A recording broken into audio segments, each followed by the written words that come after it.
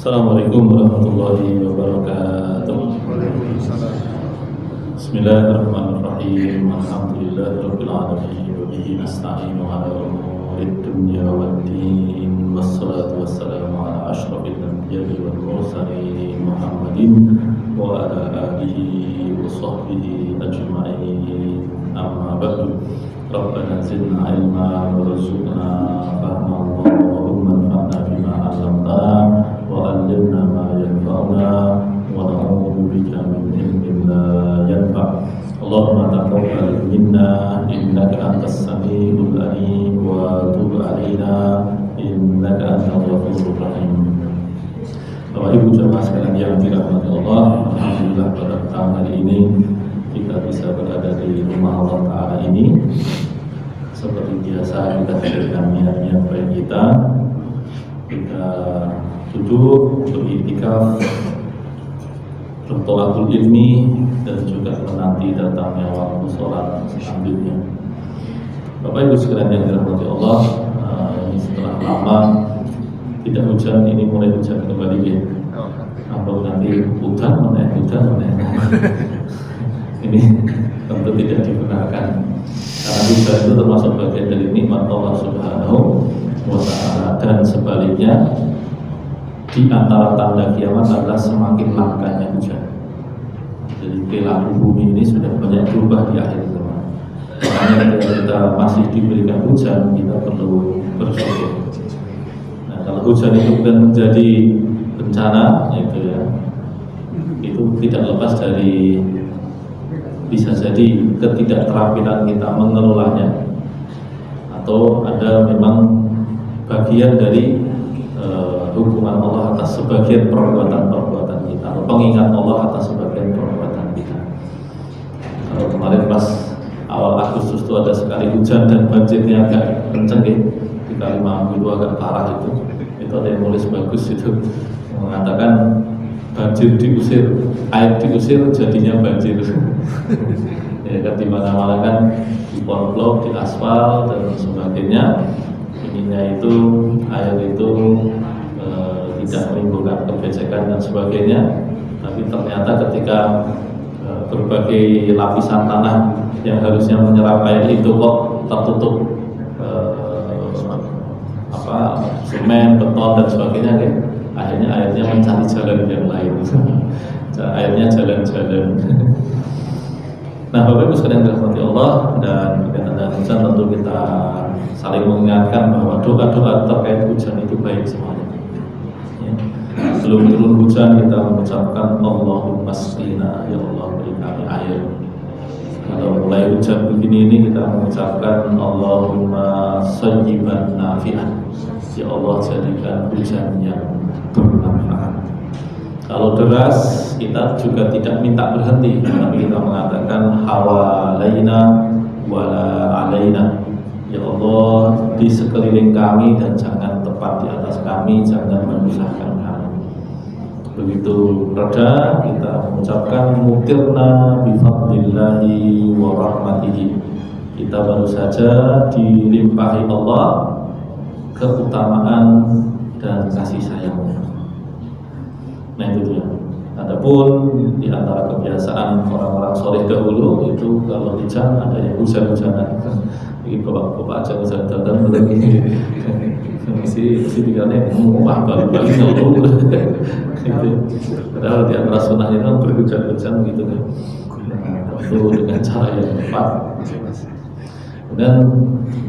Dan termasuk sekalian bagi orang yang punya problem berkaitan dengan jin dan sebagainya, dan ruqyah belum mendapatkan ruqyah yang cukup kuat untuk meruqyah, maka dihujan-hujankan itu termasuk bagian dari pengobatan tersebut. Yang lain biasanya saya kebak demit itu juga perlu dihujan-hujankan.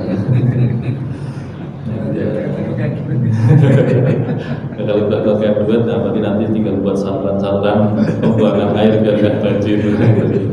Itu jadi amal soleh. Karena kalau di daerah Jogteng ke selatan itu jalannya mulai dibongkari dan sudah mulai ditutup lagi ya. Itu selokan-selokannya itu mulai dibuat sungai-sungai, dibuat sumur-sumur 6 meter gitu. Jadi Jadi setiap berapa meter ada sumur 6 meter, setiap berapa meter, agar air itu tidak langsung ngalir ke selatan semuanya, tetapi ada yang tertampung di situ dan secara perlahan masuk kembali ke tanah. Jadi sekarang manajemennya sudah begitu. Semoga bermanfaat. Nah, Bapak Ibu sekalian yang dirahmati Allah, kita lanjutkan bahasan kita di hadis ke-21, Al-Haditsul Hadi wal Ishrun, hadis ke-21. Hadisnya berbunyi an Aisyah radhiyallahu anha qalat. Oh ya, maaf, sebelum saya lanjutkan untuk mengingatkan, kita ini sudah ada di awal bulan Rabiul Awal, okay. Dan selama 5 bulan ini memang kita tidak bertemu dengan bulan-bulan khusus. Ya, so far Rabiul Awal, Rabiul Akhir, Jumadil Awal, Jumadil Akhir itu bulan-bulan yang tidak punya keutamaan khusus. Oleh karena itu tetap waspada untuk merawat kualitas dan kuantitas amal-amal kita. Adapun berkaitan dengan Rabiul Awal ini, banyak yang menyebut bulan ini sebagai bulan mulut. So, mulut gigi dan mulut itu secara istilah, karena dia sudah terserap ke dalam bahasa Jawa, ya tentu tidak apa-apa. Tetapi sebetulnya kata yang tepat itu bukan maulud, tetapi maulid. Maulud itu artinya yang dilahirkan.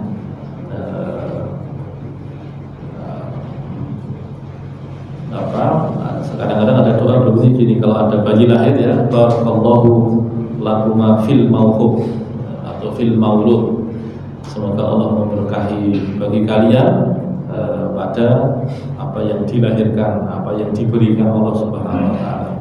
Maulud itu artinya yang dilahirkan. Adapun kalau maulid itu bermakna kelahiran, bisa juga bermakna tempat lahir, bisa bermakna waktu lahir.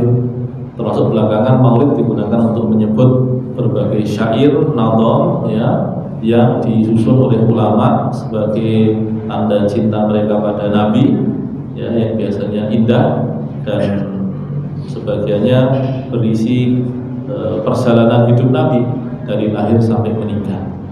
Misalkan apa, Maulid Simsud Duror, itu ada, itu biasanya dibaca di kalangan habaib. Lalu ada juga Maulid Dibai, dan juga Barzanji. Nah, itu diantara syair-syair yang indah yang disusun menceritakan perjalanan hidup Nabi Muhammad SAW dari lahir sampai meninggal. Akan tetapi sebagai catatan Bapak Ibu sekalian, sebetulnya ada perbedaan pendapat di kalangan ulama tentang tanggal lahirnya Nabi Muhammad SAW. Dan ini sesuatu yang lumrah saja, karena memang ketika beliau lahir tidak ada yang tahu bahwa beliau akan menjadi nabi. Ya, yang mengingat lahirnya pasti ya tentu ibu beliau, kakek beliau, paling jauh paman beliau. Dan di antara paman yang turut bergembira dengan lahirnya Nabi Muhammad kan Abu Lahab. Abu Lahab itu kan senang ketika Nabi Muhammad lahir. Tapi ketika Muhammad menjadi nabi, ya marah ya, udah terima gitu ya. Dan saking tidak terimanya, ya, melawannya itu keterlaluan sekali, sampai Allah lah yang harus kemudian mengkritik balik si Abu Lahab ini. Ya, jadi ketika Nabi Muhammad itu dakwah terang-terangan mengajak manusia kepada Islam, itu yang pertama kali melawan adalah Abu Lahab. Itu pun dengan makian yang kasar, yaitu tabban laka ya Muhammad alihada jama'tana. Kilo kok gue Muhammad itu, ngomong ini kita harapan, ngomong kayak gini mengarap buat aja ngomong ini gitu, kurang lebihnya begitu. Alihah dan jamak tanah, apakah hanya untuk ini kami dikumpulkan? Tapi karena Nabi Muhammad punya adab yang baik pada pamannya, beliau gak berani membantah. Akhirnya Allah sendirilah yang membalas perkataan itu dengan kalimat tabbat yada abi lahabin wa tabbat. Celakalah tangan Abu Lahab dengan sebenar-benarnya celaka. Dan Bapak Ibu sekalian, sekedar tahu ya, Abu Lahab ini matinya tidak dalam pertempuran. Ketika perang Badar, karena dia termasuk yang sepuh dan tidak bisa terlibat dalam perang, dia tidak ikut. Nah, ketika berita kemenangan kaum muslimin itu sampai ke Makkah, ada beberapa orang yang tidak bisa hijrah itu bergembira dengan kalahnya orang-orang Quraisy. Salah satunya adalah seorang budak ya yang saat itu ada di dekat Abu Lahab. Ketika dia gembira, Abu Lahab marah, maka Abu Lahab memukuli budak tersebut. Ada seorang muslimah yang kemudian karena budak tersebut dipukuli tanpa henti, muslimah ini mengambil besi dan memukulkannya ke kepala Abu Lahab. Nah, singkat cerita, ya kepala Abu Lahab itu infeksi sampai membusuk kepalanya, dan ketika dia mati, dia sudah ditaruh aja di tempat pembuangan. Jadi kasihan sekali Abu Lahab ini ya. Nah, tapi kembali tadi Bapak Ibu sekalian, memang ada perbedaan pendapat tentang kelahiran Nabi kita Muhammad SAW. Paling banyak tentang tanggalnya sebetulnya.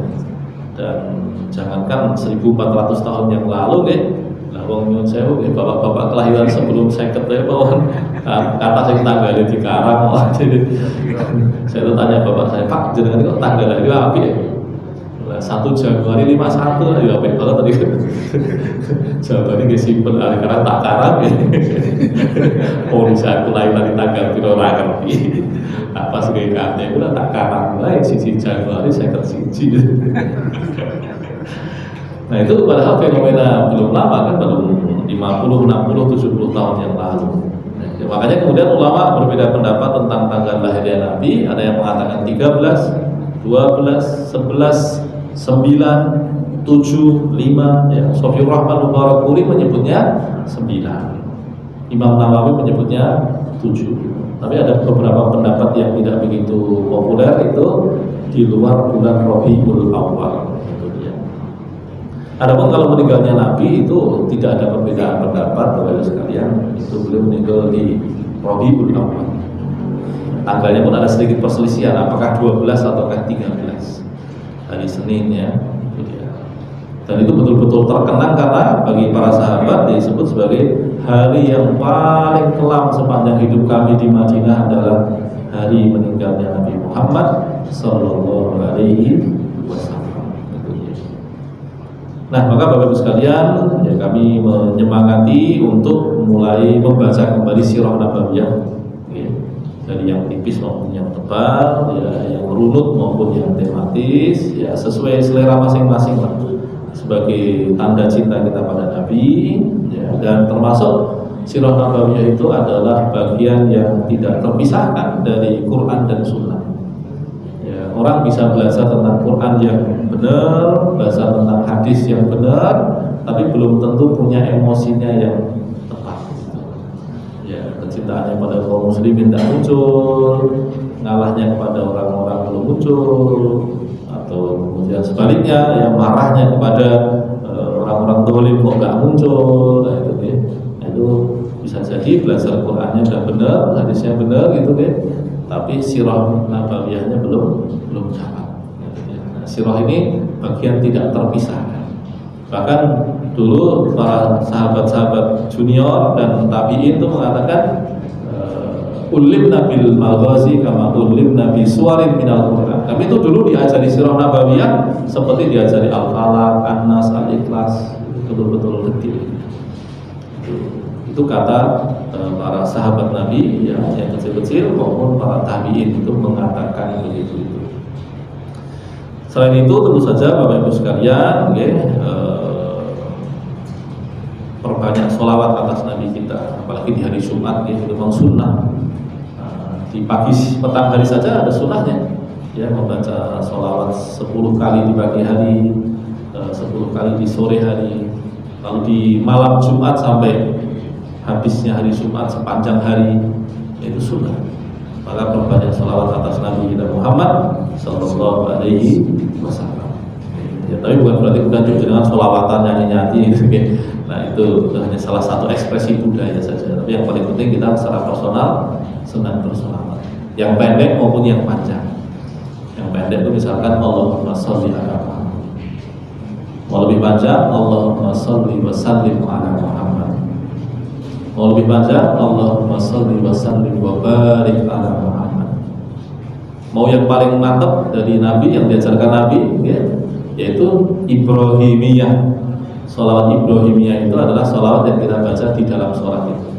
Allahumma sholli ala Muhammad wa ali Muhammad kama shallaita ala Ibrahim wa ali Ibrahim wa barik ala Muhammad wa ali Muhammad kama barakta Ibrahim innaka Hamidum Majid. Innaka Hamidum Majidnya bisa dibaca 2 kali, di tengah maupun di belakang. Ya, misalkan Allahumma sholli ala Muhammad wa ali Muhammad kama shallaita ala Ibrahim wa ali Ibrahim innaka Hamidum Majid. Wa barik ala Muhammad wa ali Muhammad kama barakta ala Ibrahim wa ali Ibrahim innaka Hamidum Majid. Pakai kata Sayyidina boleh enggak? Boleh. Di luar sholat sepakat boleh. Ya, Allahumma sholli ala Sayyidina Muhammad wa ala ali Sayyidina Muhammad kama shallaita ala Sayyidina Ibrahim wa ala ali Sayyidina Ibrahim innaka Hamidum Majid. Adapun kalau di dalam sholat, nah inilah yang diperselisihkan.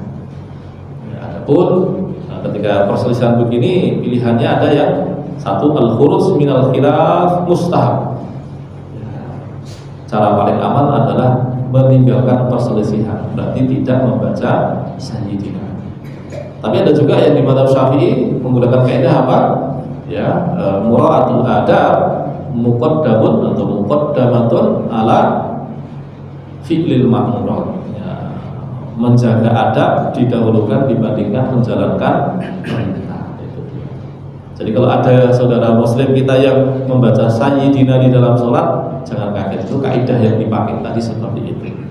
Tapi kalau yang ingin cari aman agar tidak jatuh pada perselisihan, maka tidak perlu membacanya di dalam sholat. Adapun di luar sholat itu fleksibel ya, karena secara umum diperbolehkan. Nah, terus kemudian tentu saja kita tidak hanya bersolawat dan membaca sirah, tapi kita ini ya, kita deres hadisnya Nabi Muhammad Sallallahu Alaihi Wasallam. Jadi yang kita lakukan ini adalah deres hadis, ya. Tentu yang paling utama deres Quran. Deres Quran dari membunyikan Quran, ya. Lalu kemudian rutin, ya, sampai akrab. Lalu syukur kalau kemudian mulai memahami makna Quran. Nah, dari terjemahannya, syukur tafsirnya yang ringkas.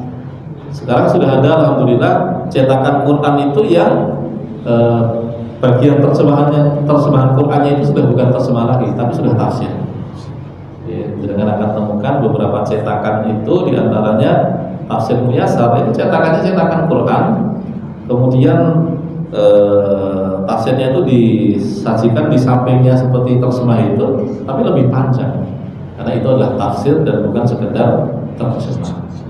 Bisa dengan insya Allah marah lah ya, maksudnya kalau bisa membaca begitu, lalu baca tafsirnya 1 halaman, besoknya 1 halaman. Nah, kalau kita kemudian sudah akrab dengan terjemah Quran, makna Quran, tafsir Quran yang ringkas-ringkas, mulai kemudian kita juga berakrab-akrab dengan hadis Nabi. Syukur tiap hari bisa membaca 1 hadis Nabi. Gak usah yang kandel-kandel marahin dulu. Yang tipis-tipis saja, ya, kitab-kitab yang isinya potongan-potongan hadis pendek gitu, itu insya Allah sudah lebih dari cukup. Ya, tapi kalau yang para pelajar, para ustadz, ya, atau pelajar ilmu syar'i, nah baru baca yang kandel-kandel gitu ya. Tapi kalau bagi awam, ya, bahkan yang sudah ustadz sekalipun itu kalau sekedar untuk menjaga interaksi dengan hadis Nabi, ya lebih enak pakai yang pendek-pendek. Ya, kalau mau yang agak panjang tapi tetap ingat ya kayak Riyadhus Shalihin. Bapak-Ibu sekalian monggo, kalau bisa di rumah itu ada Riyadhus Shalihin ya, meskipun tanpa penjelasan nggak apa-apa ya, sehari baca sehadis. Nah, itu cara kita tetap terkoneksi ya, dengan Nabi kita Muhammad Sallallahu Alaihi Wasallam. Nah, adapun yang kita lakukan adalah bagian dari itu, Bapak-Ibu sekalian, yang kita bermaulid Nabi ya, tidak hanya sekedar memperingati ya, tapi kita coba hadirkan Nabi di kehidupan keseharian kita. Ya, kita membaca sirah Nabawi, kita membaca hadis Nabi, dan juga kita menikmati penjelasan atas hadis-hadis Nabi kita Muhammad Sallallahu Alaihi Wasallam. Nah, di hadis ke-21 ini bunyinya adalah An Aisyah radhiyallahu anha qalat qala Rasulullah sallallahu alaihi wasallam asyar minal fitrah qassus syarib wa ifaqul lihyah was-siwak wastinsyaqul ma wa qassul adhafir wa ghaslul barajim wa natful ibti wa halqul anah wa intiqasul ma yakni al-istinja qala rawi wa nasitul ashirah illa an takunal madmadah, rawahu Muslim. Hadis ini termasuk hadis yang sangat sahihnya kuat ya, artinya tingkat kesahihannya termasuk tinggi karena diriwayatkan oleh Imam Muslim, dan hadis ini dari ibunda kita Aisyah radhiyallahu anha ya, salah seorang sahabat perempuan yang mengagumkan ya, anak seorang sahabat mulia, anaknya Abu Bakar As-Siddiq ya, sehingga kadang-kadang Aisyah disebut Aisyah As-Siddiqah ya, Aisyah As-Siddiqah. Nah, beliau salah satu ulamanya sahabat Nabi ya. Beliau levelnya bukan hanya sekedar istri Nabi, tapi termasuk ke dalam ulamanya para sahabat, khususnya dari kalangan perempuan. Nah, beliau yang hidup bersama Nabi dan mencermati hidup Nabi gitu ya, beliau mengatakan bahwa ya, Aisyah mengatakan Nabi Muhammad SAW mengatakan ada 10 perkara fitrah. Fitrah niku nopo nanti akan kita jelaskan ya, yang pasti bukan zakat fitrah. Meskipun asal katanya sebenarnya sama aja gitu. Ada 10 dari perkara fitrah. Yang pertama adalah memotong atau mencukur kumis ya, mencukur kumis. Lalu kemudian yang kedua memanjangkan jenggot. Yang ketiga siwak. Yang keempat memasukkan air ke dalam hidung atau istinsyaq. Yang belakangan ketahuan itu ternyata sangat baik untuk mencegah terjadinya stroke ya. Kemudian mencukur atau memotong kuku. Lalu membasuh Gosel itu lebih tepatnya apa jenenge? Ya membasuh lah ya. Membasuh sela-sela jari. Nah, itu ghuslul farajim. Kemudian mencabut bulu ketiak. Hadisnya begitu gitu. Nek betul kuat, nah itu perkara lain. Free, nah itu urusan lain. Jadi ya sudah apa-apa. Gitu.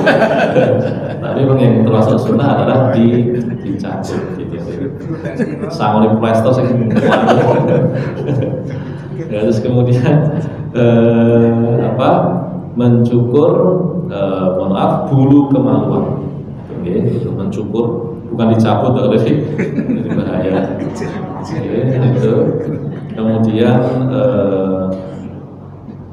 membersihkan sisa buang air kecil maupun besar dengan air. Dengan batu boleh nggak boleh, tapi itu sekunder. Tapi asalnya yang paling baik adalah dengan air.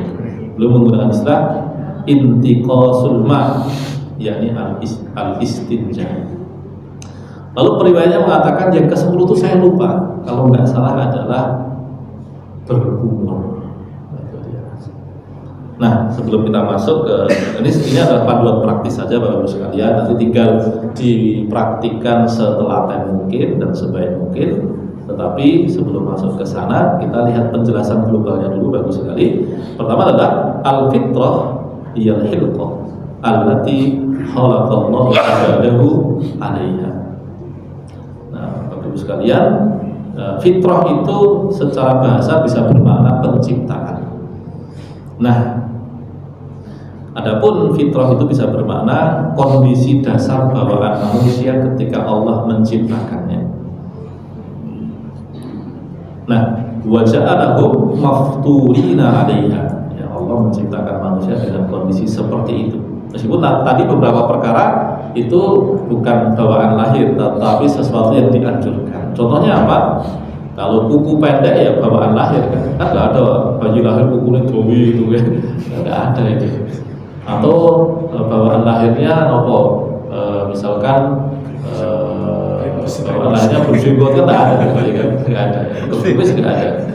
Ya, tetapi kalau termasuk tadi karena ini adalah perkataan Nabi ya, memanjangkan jenggot itu bagian dari apa yang beliau sebutkan, bukan bawaan lahir itu dia. Nah, Lalu kemudian di antara bawaan manusia itu apa? Mahabbatul khairi wa itharuhu. Manusia itu secara alamiah menyenangi kebaikan dan mengutamakan kebaikan. Nah, nanti seiring bertambahnya waktu, masalahnya adalah tentang apa yang dipahami tentang kebaikan. Karena kalau bagi anak-anak yang belum bisa berpikir, kadang-kadang konsepsi baik buruknya itu karena pembiasaan orang tuanya. Makanya di sini orang tua harus hati-hati, ya. Jangan sampai misalkan ada anak suka mengambil barang temannya dan dibiarkan saja, itu bisa jadi anaknya akan menganggap bahwa itu boleh-boleh saja. Nah, itu hati-hati. Gitu, ya. Nah, itu dia. Nah, sebaliknya, ya, kita itu manusia itu ketika terlahir dia punya karahatus syarr wa daf'uhu. Ada rasa tidak suka kepada keburukan dan upaya untuk menghilangkan berbagai macam keburukan. Tapi tadi seiring bertambahnya usia, nanti persoalannya adalah apa yang dia pahami tentang keburukan.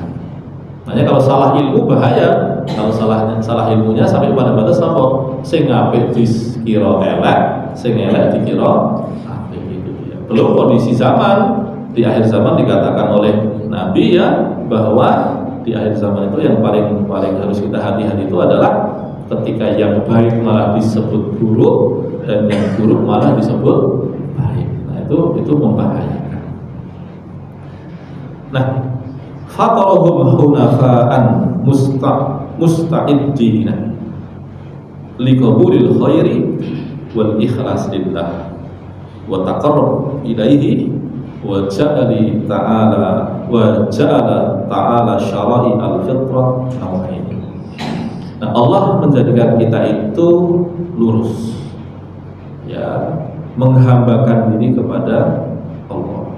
Nah, ini persoalannya adalah bagaimana, ya, ada hadisnya berbunyi begini, kullu mauludin yuladu 'alal fitrah. Semua yang terlahir itu terlahir dalam kondisi fitrah.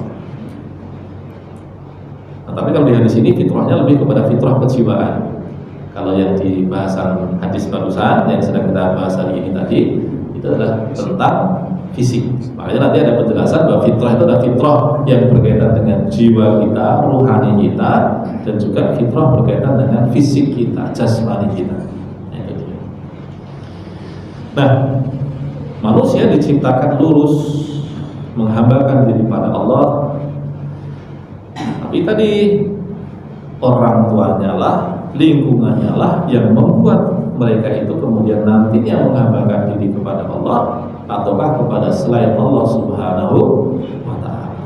Karena hadisnya yang tadi hadis yang kita kutip itu terusannya berbunyi fa'abawahu yuhawwidanihi aw yunassiranihi aw yumajjisanihi. Bapak ibunya lah, atau dalam makna yang lebih luas berarti kan lingkungannya lah yang membuatnya menjadi Yahudi, Nasrani ataupun Majusi.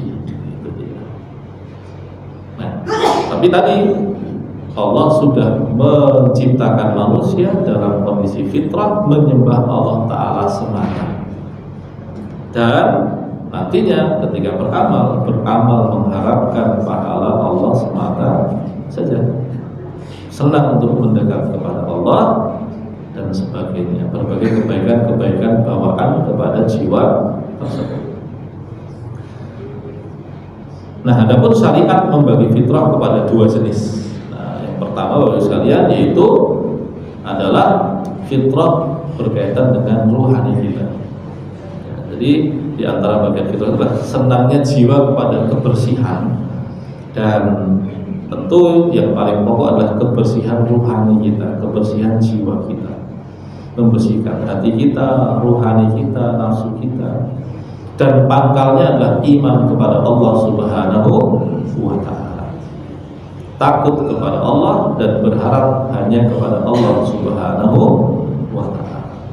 Surat Rum ayat 30-31 Allah mengatakan a'udzubillahi minasyaitonir rajim fa'aqim wajhaka lid-dini hanifan fitratallah allati fataran nasa 'alaiha la tabdila li khalqillah dzalika ad-dinul qayyim walakinna aktsaran nasi la ya'lamun.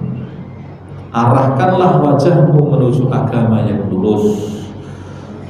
Itulah fitrah Allah yang dengannya Allah menciptakan manusia. Tidak ada perubahan di dalam ciptaan Allah Subhanahu wa ta'ala. Artinya apa? Dari dulu sampai akhir zaman nanti fitrah itu akan begitu. Maka kalau misalkan di zaman sekarang ada yang mendukung LGBT, itu menyelisih fitrah. Itu dia. Kalau ada yang menghamba kepada selain Allah, berarti karena prosesnya dia tidak dikenalkan kepada yang benar. Kalau dia mengalami gangguan sehingga dia menyimpang dari yang benar.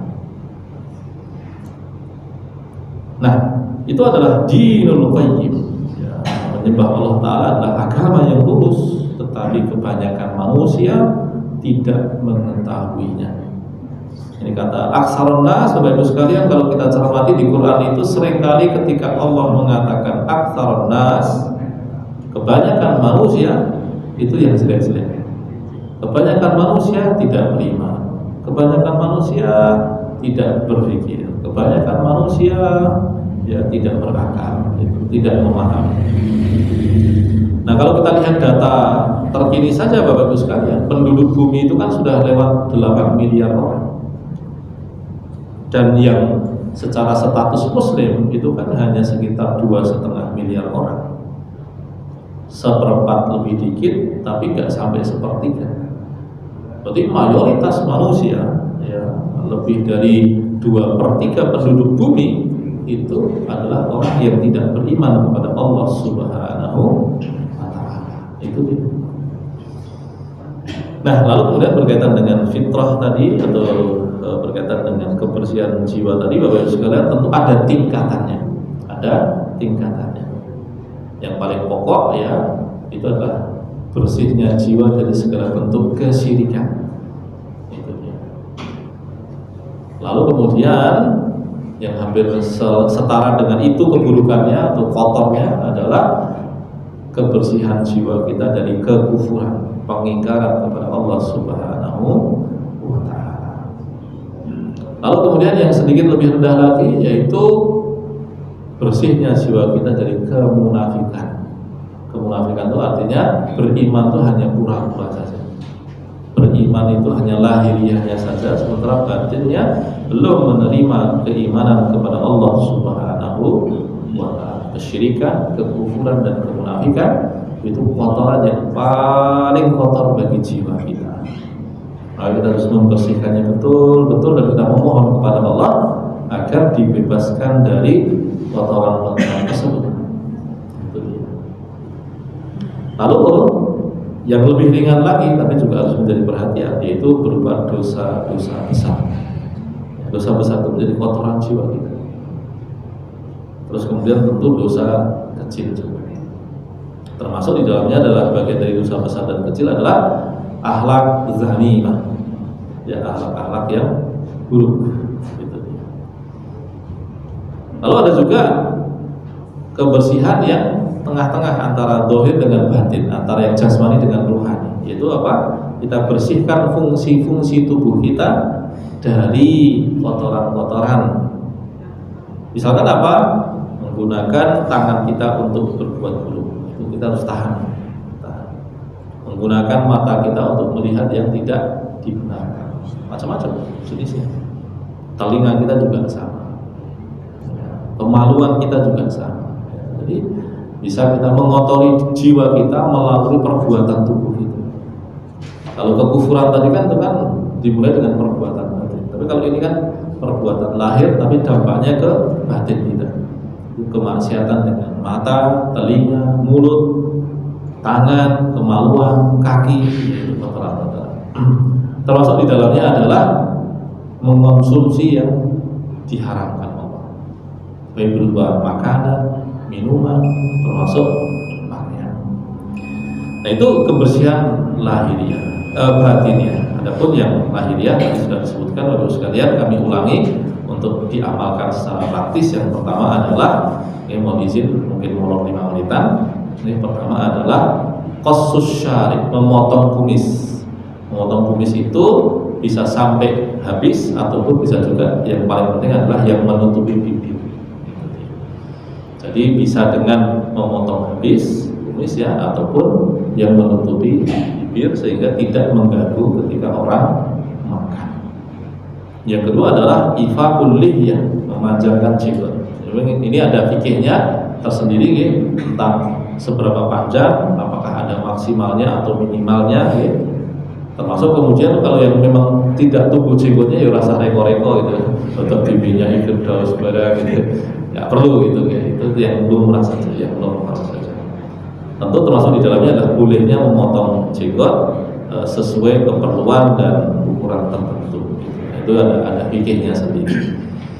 Lalu kemudian adalah siwak. Kalau siwak sekarang secara sederhana yaitu berupa gosok gigi. Makanya bagus sekalian kalau mamanya mau gosok gigi kok malas, paling nggak kelingan, oh ini sunnah Nabi. Ya, termasuk berparfum ya. Kalau yang tipikal orang malas berparfum, paling nggak berparfum dengan niatan karena itu bagian dari sunnah Nabi. Lalu istinsyaqul ma itu artinya memasukkan air ke dalam hidung. Nah, Bapak Ibu sekalian, tekniknya ini kalau tekniknya tidak tepat itu bisa tetapi tidak maksimal. Misalkan jenengan menggunakan air segini ya, 2 tangan begini, atau menggunakan ciduk, itu jenengan menyedot ya. Nah, itu biasanya akan memenuhi hidung bagian depan tapi nggak sampai ke dalam. Rasanya rapat celang gitu. Tapi ketika jenengan menggunakan satu cepuan tangan begini, itu karena antara air dengan udara itu cenderung tidak rata gitu kan, sehingga sering airnya itu masuk sampai ke dalam. Nah, itulah yang kemudian dikehendaki Nabi yang itu, yang saya celang gitu. Nah, itu dia punya efek yang baik. Makanya sekarang kan kalau yang obat flu kan ada yang itu kan dimasukkan air ke hidung sini, tapi keluarnya dari hidung sebelah sini gitu. Itu kan mau dimasukkan sampai ke dalam tengkorak gitu. Dulu gitu.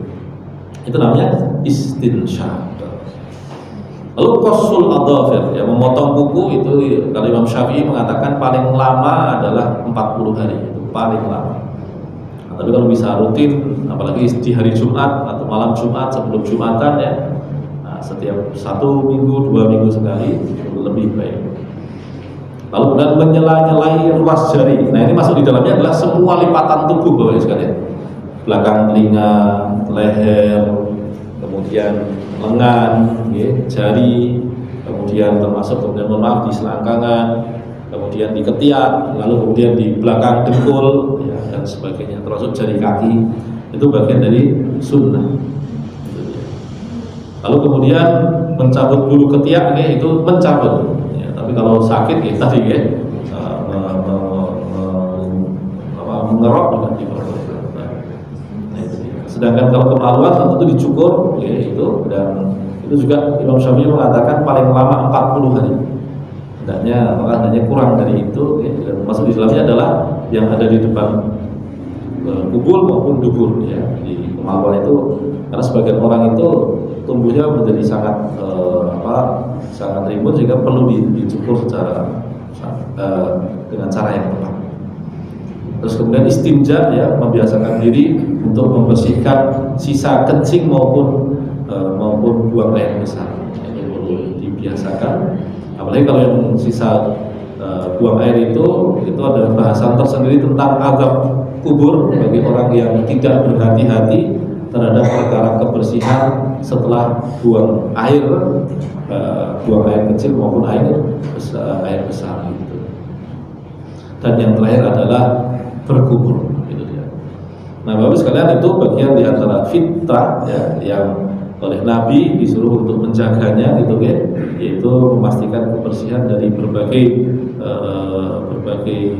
hal dalam di tubuh kita ya, dari ujung kepala sampai ujung kaki ya, dari yang ada di wajah sampai di seluruh badan gitu. Dari wajah ya sampai mulut ya, telinga, tekuan-tekuan tubuh, lalu bulu-bulu tubuh dan sebagainya, itu hendaknya dilakukan sebaik-baiknya, bukan hanya sekedar untuk menjaga kebersihan ya, tentu niat menjaga kebersihan itu baik, tapi lebih jauh lagi bukan hanya kebersihan tetapi itu bagian dari sunnah yang diajarkan oleh Nabi kita Muhammad Sallallahu Alaihi Wasallam. Itu bahasan kita pada petang hari ini, Bapak Ibu sekalian yang dirahmati Allah. Barakallahu li wa lakum wa sallallahu ala nabiyyina Muhammad. Assalamualaikum warahmatullahi wabarakatuh. Waalaikumsalam.